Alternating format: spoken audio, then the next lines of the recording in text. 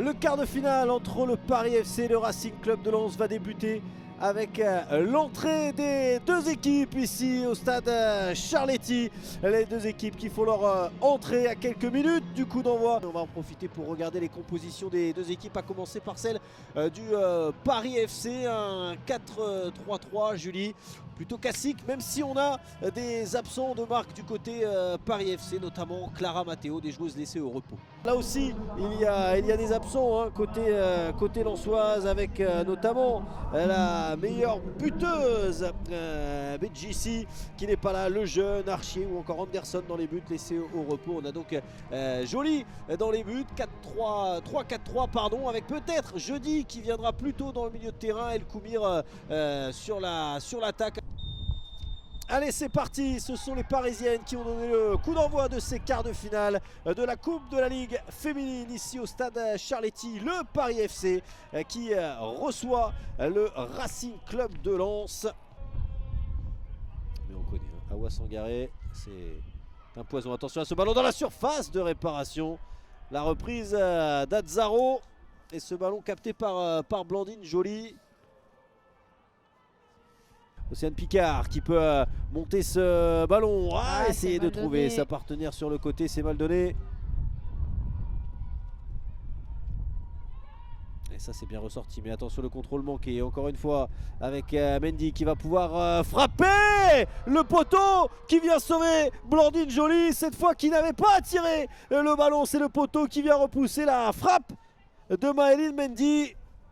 C'est dommage, elle a été un petit peu trop généreuse, elle aurait pu tenter sa chance, elle a essayé la petite passe à sa coéquipière, mais elle aurait pu tenter la frappe. À mon avis, elle a hésité longtemps avant de prendre sa décision. Allez, Smali pour le deuxième corner lensois, toujours au deuxième poteau. Ça passe à côté. Cette fois, Inès Marquez était un petit peu court pour aller chercher ce ballon au deuxième poteau. Ouais, les petits ballons là, les petits ballons dans le dos de la défense marchent très bien côté lensois sur le versant droit de l'attaque. Après c'est dommage, El Koumir elle n'a pas réussi. Attention El Koumir encore. Et l'arrêt d'Inès Marquez qui a sorti la parade qu'il fallait pour laisser le Paris FC à 0-0. Et on en restera là pour cette première période. 0-0 donc entre le Paris FC et le Racing Club de Lens, avec deux équipes qui auront montré de belles choses, et surtout j'ai envie de vous dire les Lensoises qui sont venues avec de très belles intentions. Sur le chat YouTube, forcément il y a plus de supporters parisiens que de Lensois dans le stade. Attention à ce ballon avec Connesson qui tente de se retourner finalement pour Naomi Vagre, et la bonne sortie de Picard, c'est pas fini. La frappe à terre qui va frôler le montant d'Inès Marquez, et encore une situation lensoise. Un peu de sérénité aussi. Allez, long ballon dans la surface de réparation, ça traîne avec Vagre, la frappe et l'arrêt d'Inès Marquez, encore une fois la jeune gardienne parisienne qui garde son équipe à 0-0, incroyable. Mais ça va être le même acharnement pour défendre les couleurs sang et or dans cette fin de match face au Paris FC, qui n'a toujours pas trouvé la faille, loin de là d'ailleurs.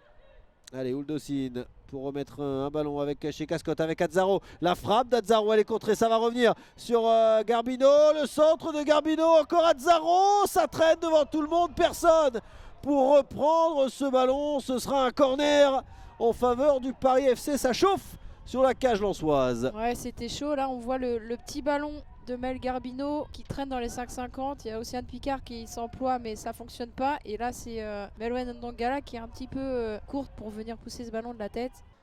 Eh bien, il n'y a jamais eu de victoire lensoise, ni même jamais de match nul du Racing Club de Lens. Attention, Ouldocine avec ce ballon récupéré dans la surface de réparation. Le centre en retrait pour Azzaro, et la parade de Blandine Joly qui cette fois vient sauver le Racing Club de Lens, qui pourrait coûter cher, parce que là il y a un coup franc. On va monter côté PFC. Elles veulent presque tout y aller, hein. Elles ont demandé les consignes au banc.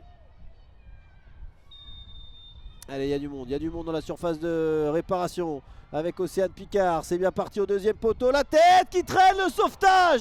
Le sauvetage encore de Blandine Joly sur ce ballon qui paraissait un petit peu anodin. Est-ce que c'est pas une lançoise? Bah, c'est ce que je me demande. En tout cas, Joly était encore là pour sauver son équipe parce qu'elle sort bien le ballon. Ouais, je crois c'est aussi, ça, hein. c'est l'image. C'est l'image, il me semble. C'est l'image qui a failli surprendre sa gardienne. 2 mètres sur Océane Picard sur le côté. Encore un long ballon dans la surface de réparation. Elles en utilisent beaucoup. Et Évrard, Denise, pardon, qui ne réussit pas à dégager. Et ça traite dans la surface de réparation. Avec Old Ossine, c'est Lynn Old Ossine qui vient mettre le but, qui va délivrer le Paris FC. 93e minute, que c'est cruel pour les Lensoises, mais c'est le PFC qui va rejoindre les demi-finales de la compétition grâce à ce but de sa capitaine Céline Ould Ossine. Il aura fallu attendre le bout du bout de cette rencontre pour voir le PFC marquer. Ouais, elle vient vraiment, a fait le geste juste là, à la limite du hors-jeu. Elle vient ouvrir son pied, faire semblant qu'elle va enrouler, et puis finalement elle vient refermer. Et c'est elle qui vient crucifier ces Lensoises qui avaient fait le job là. C'est un peu cruel pour elle. Et le PFC sur la plus petite démarche qui va s'imposer grâce à Célina Ould Ossine, buteuse à la 93e minute. Ouais, elles ont eu chaud, hein. Vraiment, c'est ce qu'on appelle sur le fil. Mais en tout cas, voilà.